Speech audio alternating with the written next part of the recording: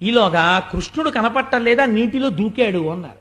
ఈ కృష్ణుడి కోసమని ఆ గోపాల బాలురు, గోపకులు, యశోద, నందుడు అందరూ వెతుక్కుంటూ వచ్చారు. ఆ కాళింది మడుగులో పాము చేత చుట్టబడి పడిపోయి ఉన్నాడు పరమాత్మ. ఈ పరీక్ష ఆయన ఎప్పుడూ చేస్తాడు. నా గురించి ఏడిచేవాడు ఎవడైనా ఉన్నాడా, ఉంటే కనపడదా, లేకపోతే ఎందుకు అని.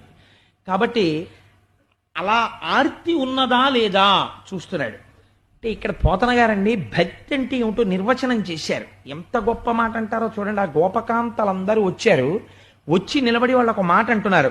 ఎదురు వచ్చిన జాల ఎదురుగా చనుదెంతువు, ఎదురు వచ్చిన నీడేల రావు, చూచిన కృపతోడ చూచుచుందు నీవు చూచిన కను విప్పి చూడవేల, డాసిన నరలేక డాయంగ ఒత్తువు డాసిన నీటికి డాయవిచట, చీరిన ఓయని చెలరేగి పలుకు ఇది ఏమి సీరిన నిరుగకుంట, తలపు సేయునంత తలపోయుచుందువు తలపు సేయనేడు తలపవకట, అనుచు భక్తి వివశలాడికైవడి వ్రేతలెల్ల నాడి వివశలైరి.